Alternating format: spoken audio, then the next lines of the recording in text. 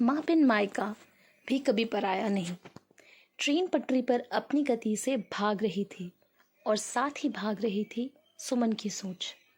खिड़की से बाहर देखते हुए याद आ रही थी माँ की। पिछले साल जब वो इसी तरह गर्मी की छुट्टियों में मायके जा रही थी बच्चों के साथ, तो क्या उत्साह और उमंग थी। कितनी तैयारी, साल की सबसे लंबी छुट्टी। बस समय जैसे कट ही नहीं रहा था। बच्चे भी नानी, मामा, मामी और उनके बच्चों से मिलने को चहक रहे थे। बच्चे तो आज भी उत्सुक थे, पर उसके मन में डर और चिंता थी। माँ अब गुजर चुकी थी और इस बार पहली बार वो उनकी नामौजूदगी में अपने मायके जा रही थी। पापा तो उसकी शादी के 2 साल बाद ही गुजर गए थे, पर माँ ने उसके इस मायके को संजो कर रखा था। पापा को हर बार मिस करती, पर माँ के होते परायापन नहीं लगा कभी। माँ भी महीने पहले से उसका इंतज़ार करती, मनोहार से बुलाती, कितनी तैयारी करती और उसे थोड़े से दिनों में साल भर की कसर निकाल देती। उसका छोटा भाई अमन और उसकी पत्नी रिति अच्छे थे, पर क्या अब भी सब वैसा होगा जैसा हमेशा होता था? घर तो माँ के बिना सूना लगेगा ही। कहीं वो हक, वो अपनापन, वो उसके आने की चाह मनोहार कम तो नहीं हो गई होगी। जब से उसकी सहेली ने उसे अपने माता पिता के बाद मायके का बदला हाल बताया था, तभी से उसका मन इस अनजान डर से दुखी था। उसने यहाँ तक सोच लिया था कि अगर अच्छा नहीं लगा तो वो जल्दी वापस आ जाएगी। सोचते सोचते स्टेशन आ ही गया। अमन के साथ बच्चे भी लेने आए थे। घर पहुंची तो जैसे माँ बार बार गेट के चक्कर लगाती थी, वैसे ही रिति को पाया। घर के अंदर जाकर देखा तो उसका मनपसंद शरबत तैयार था। कमरा साफ और सुंदर फूलों से सजा था।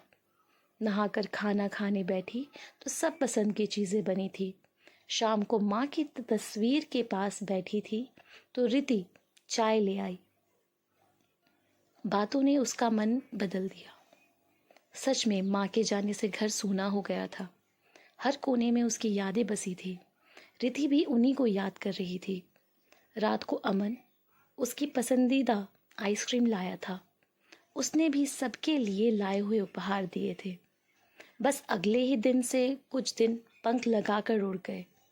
सबके यहाँ मिलने जाना, थोड़ी शॉपिंग, थोड़ा घूमना, और रिति तो उसे कितनी बार चाट खिलाने भी मनोहार करके ले गई थी। माँ के ना होते हुए भी सब कुछ पहले जैसा ही तो हो रहा था। वही दुलार, वही हल्कापन। और तभी एक दिन उसने देखा कि रिति अचार के डब्बों में से अचार, घर के पिसे मसाले और गांव से आया गुड़ और बहुत सा सामान पैक कर रही थी। यही तो माँ किया करती थी जब उसके वापस जाने का समय आता था। उसने पूछा तो रिति ने कहा, दीदी आप अब कुछ दिन बाद चले जाओगे, मेरा तो मन ही नहीं लगेगा। माँ हमेशा आपको ये सब देती थी ना, तो मैंने भी सब पैक करने का सोचा।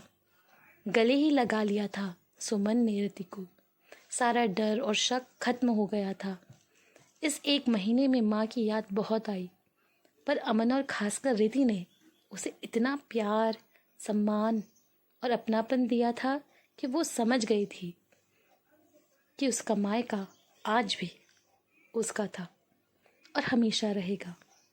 जब रिति को यह सब बताया तो वो बोली, मैं समझती हूँ दीदी, एक लड़की के लिए शादी के बाद उसका मायका क्या मायने रखता है। आप तो जानती ही हैं, हम 2 बहनें ही हैं। आज तो मेरे मम्मी पापा हैं, पर उनके बाद हमारे मायके का क्या मतलब रह जाएगा, ये सोचकर ही हम दोनों डर जाती हैं। किसके लिए जाएंगे हम वहाँ? मैं तो आपसे आपका मायका छीनने की सोच भी नहीं सकती। लड़की ससुराल में दुखी हो तब मायका वो जगह है जहाँ वो अपना दर्द बांटती है, कुछ सुकून मिलता है। और सुखी भी हो तो भी वही तो बचपन की यादें बसती हैं। जवानी के सपने, मस्ती, अल्हड़पन याद आता है। माँ के आंचल में वापस बच्ची बन जाती है और पिता का लाड और भाई बहन का साथ सब दुख और थकान भुला देता है। सुमन स्तब्ध रह गई थी। सचमुच जिनकी ये स्थिति होती है उनका डर क्या होता होगा। उसने रिति से कहा, किसने कहा तुम्हारा मायका नहीं रहेगा? मैं तुम्हारी ननद ही नहीं, बड़ी बहन भी हूं ना। भगवान करे अंकल आंटी का साया हमेशा बना रहे, पर खुद को कभी अकेला मत समझना। माँ नहीं तो मैं तो हूँ। जब मन करे मेरे यहाँ बच्चों को लेकर आना। कभी अमन तंग करे तो मुझे बताना, और कभी संकोच मत करना। बस अब वापस जाने का दिन आ गया था। उससे ज़्यादा तो रिति रो रही थी। फिर आने और जल्दी मिलने और रोज़ फ़ोन के वादों के साथ आज सुमन वैसे ही विदा हो रही थी जैसे माँ किया करती थी, फिर आने के लिए। सुमन भाग्यशाली है कि उसकी माँ के बाद भी उसके मायके में सब कुछ पहले जैसा ही था। पर सबके साथ ऐसा नहीं हो पाता। कुछ की स्थिति रिति जैसी होती है और कुछ के लिए सब बदल जाता है। पर अगर अमन और रिति जैसे सब हो जाए और फिर सुमन जैसा प्यार देने वाले मिल जाए तो माँ की कमी रहेगी, पर माँ बिन मायका कभी पराया नहीं होगा।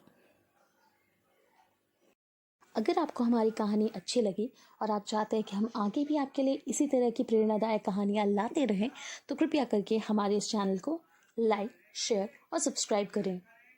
धन्यवाद।